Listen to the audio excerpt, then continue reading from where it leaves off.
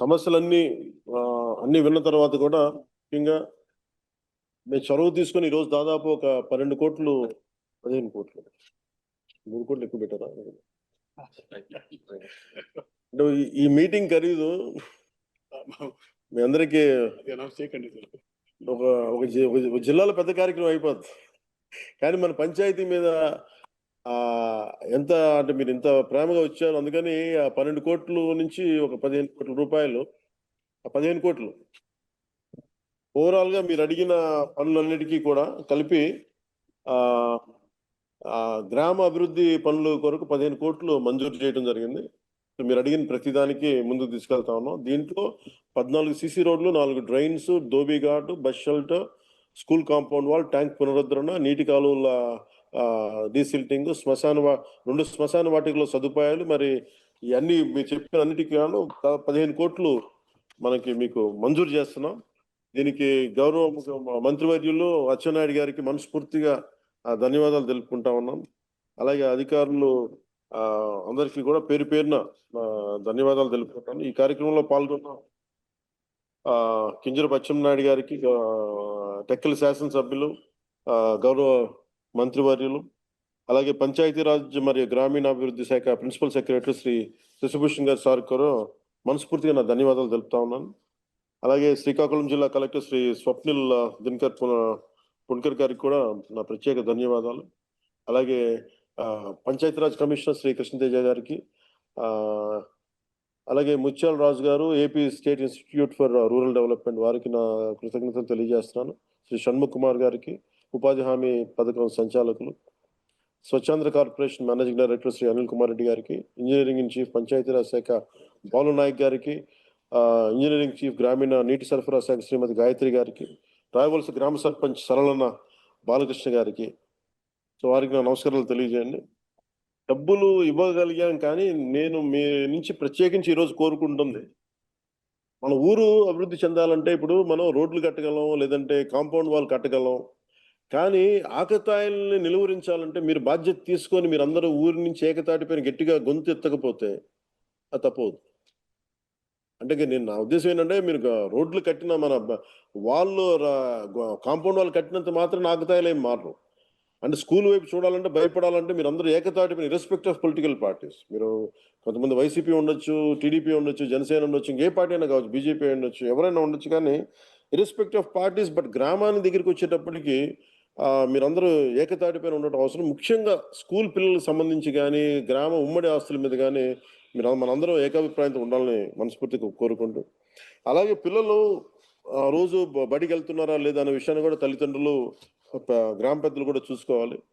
విద్య అనేది ఇందాక మన జగదీశ్వర్ గారు మాట్లాడుతా మన ఎడ్యుకేషన్ గురించి చాలా గొప్పగా చెప్పారు. అందువల్ల విద్య అనేది మనం పిల్లలకి ఇవ్వగలిగితే అది విలువైన ఆస్తి. అందుకని అది కూడా మీ దృష్టికి తీసుకొస్తా ఉన్నాను. అలాగే గ్రామ శుభ్రత, శానిటేషన్, వీటన్నిటికి కూడా మీరు అందరూ ప్రత్యేకించి భాగస్వామ్యం తీసుకోండి. కనీసం విలేజ్ సచివాలయాలు ఉన్నాయి, మీరందరూ పంచాయతీ ఆఫీసులు ఉన్నాయి, మీరందరూ కనీసం ఒక రోజుకి గ్రామ పరిసరాలని శుభ్రంగా చేసుకోవడంలో మీరు పార్టిసిపేట్ చేయాల్సిందిగా మనస్ఫూర్తిగా మిమ్మల్ని కోరుకుంటా ఉన్నాను. అంటే మన కష్టాలు వచ్చినప్పుడే విలువ తెలుస్తుంది. ఒకసారి మా ఇంట్లో ఏముంటుందంటే, నాకు వాటర్ ట్యాంక్లో నీళ్ళు అయిపోతాయి. మామూలుగా నీళ్ళు ఉన్నప్పుడేమో 3-4 బకెట్ కూడా చేసేస్తాను, కానీ నీళ్లు లేనప్పుడు ఒక్క హాఫ్ బకెట్ తో సంపూర్ణంగా స్నానం చేస్తాను. అప్పుడు అనిపిస్తూ ఉంటుంది నీటి విలువ ఎంత నాకు. సో మీ అందరూ కూడా నాలాంటి అనుభవాలు ఉంటాయి. అందుకని వర్షాకాలంలో వర్షపు నీటిని మనం వృధా చేయకుండా నిల్వ చేసుకుంటే, అలాగే వ్యవసాయానికి మరి ఇతర అవసరాలకి వినియోగించుకోవాలి. అలాగే హరిత గ్రామాలంటే మొక్కలు వేయమంటే మొక్కలు వేసేటివి వేసి మొక్కలు వేసి, కానీ దాన్ని ఎవరు మెయింటైన్ చేస్తారు? గ్రామంలో మనమే ఒక భాగస్వామ్యం తీసుకోవాలి. నర్సరీల నుండి ఉచితంగా వచ్చే మొక్కల్ని ప్రతి గ్రామంలో ఇంట్లో నాటాలి. అది చిన్నపాటి సుందర వనంగా మనం చేసుకోవచ్చు ఈ ప్రతి గ్రామంలో. అలాగే ముఖ్యంగా పిల్లలు ఆడుకోలేకపోతున్నారు, బయటికి వెళ్ళి ఎంతసేపు సెల్ ఫోన్లో, టీవీలో ఆగిపోతున్నారు. అందువల్ల ప్రత్యేకించి మీ అందరికీ కూడా ఖాళీ స్థలాలను గుర్తించి వాటికి పిల్లల్ని ఆడుకునే అభివృద్ధి స్థలాలుగా చేయాలి అనేది ఉంది. అది మీరందరూ కొంచెం చొరవ తీసుకున్న ఆ దిశగా వెళ్ళండి. మా నుంచి ఎలాంటి సహకారం కావాలో నేను ముందుండి మేము నడిపిస్తాను. మీకు గుర్తుండి ఉంటుంది, నన్ను చిత్తూరు జిల్లా మన రాజంపేటలో ఒక చోట అడిగితే, రైల్వే కోడూరులో, నేను వెంటనే అక్కడ కనీసం మనకి 300 ఎకరాలంత భూమి ఉంది. ఇక్కడ అసలు సెంటు భూమి లేదు అక్కడ రైల్వే కోడూరు.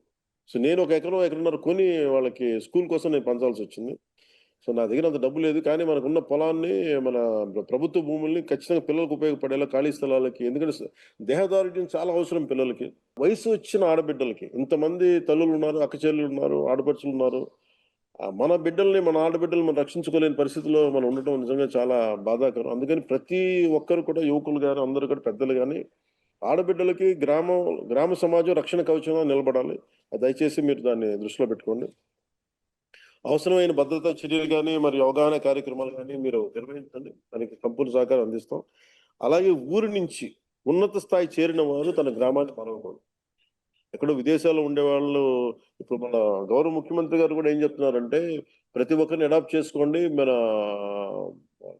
ఇండస్ట్రియలిస్టులు ఉన్నారు, పారిశ్రామికవేత్తలు. ఈ రాష్ట్రం నుంచి మీరు లబ్ధి పొందారు కాబట్టి ఎవరినో ఒకళ్ళు మీరు తీసుకొని కొంత దత్తత తీసుకోమనే కార్యక్రమం ఉంది. అలాగే ప్రతి ఊరి నుంచి ఉన్నత స్థాయికి చేరిన వారు మన గ్రామాలు మర్చిపోకూడదు. ఇప్పుడు నేను కూడా ఎందుకు మీకు ఇంత నిలబడి మాట్లాడుతున్నానంటే, నా నేల నాకు జీవనాన్ని ఇచ్చింది. నాకు ఈ నేల నాకు అన్నం పెట్టింది. ఈ నేల నాకు బతుకునిచ్చింది. అలాంటి నేల కోసం చేయడానికి నేను నా వంతు బాధ్యతగా నేను నిర్వహిస్తా ఉన్నాను. అలాగే మన ఊరు నుంచి వెళ్ళిన వేరే గ్రామాల్లో, వేరే ఊళ్ళలో ఉన్న ప్రతి ఒక్కరికి కూడా ముఖ్యంగా మన టెక్కల్ నియోజకవర్గం, రావివలస పంచాయతీ నుంచి వచ్చిన ప్రతి ఒక్కరు కూడా తిరిగి మన గ్రామం వైపు చూడవలసిందిగా నేను కోరుకుంటా ఉన్నాను. గ్రామాభివృద్ధిలో వారు కూడా వారి వంతు పాత్ర పోషించాలి. అదే నిజమైన అభిమానం. తద్వారా దేశానికి సేవ చేసినట్టు అవుద్ది. చివరగా నేను ఒక్కటి చెప్పాలనుకున్నాను. ఒక్కొక్కరి అంటే మీ అందరి భాగస్వామ్యం చాలా కీలకం. ఈ రోజున 350 మంది ఉండుండొచ్చు, కానీ 3500 మంది భాగస్వామ్యం చాలా కీలకం. దాని ఉంటే మీరు అభివృద్ధి దిశగా ముందుకు సాగుతుంది. మనందరం కలిసికట్టుగా పనిచేస్తే రావివలస గ్రామం రాష్ట్రానికి ఆదర్శ గ్రామంగా కాకుండా ఆధ్యాత్మిక పంచాయతీ కూడా నిలుస్తుంది. అది మీ అందరి సహకారంతో మనం ఆశించిన అభివృద్ధిని తప్పకుండా సాధించగలం తెలియజేసుకుంటూ, యోగా డే వస్తుంది. మనకి ఇంటర్నేషనల్ యోగా డే 21 జూన్ 2025. ప్రధానమంత్రి గారు వైజాగ్ వస్తా ఉన్నారు. దీంట్లో మనం ఏంటంటే, నిన్న ముఖ్యమంత్రి గారు మాట్లాడుతూ చాలా కార్యక్రమాలు చేస్తా ఉన్నాను మేము అందరం చేయమని. సో మనం 25వ రోజున మీరు కూడా పిల్లలు కానీ, మీరు కానీ, అంటే నేను అడిగాను మొన్న ముఖ్యమంత్రి గారిని, అడుగుతా ఉంటే ఆసనాలు అంటే ఇప్పుడు నా దగ్గర వక్రాసనం, చక్రాసనాలు చేయాలంటే మా అందరికి నడువులు పోయినాయి కదా, ఎలా చేయాలని. లేదు దాని గురించి ప్రత్యేకమైన ఆసనాలు ఉన్నాయి.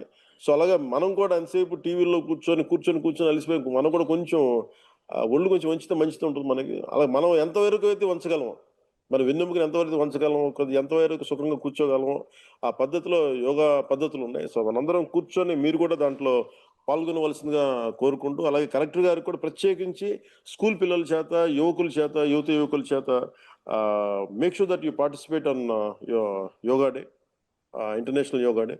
అందుకని ఒకసారి మీ అందరికీ తెలియజేసుకున్నాను. ఒకసారి మరోమారు రావివలస పంచాయతీ ప్రజలందరికీ కూడా మనస్ఫూర్తిగా ధన్యవాదాలు తెలుపుకుంటూ, వచ్చిన ఆడపడుచులకి, అక్క చెల్లెళ్ళకి, పెద్దలకి, మేధావులకి అందరికీ ధన్యవాదాలు తెలుపుకుంటూ సెలవు తీసుకున్నాను.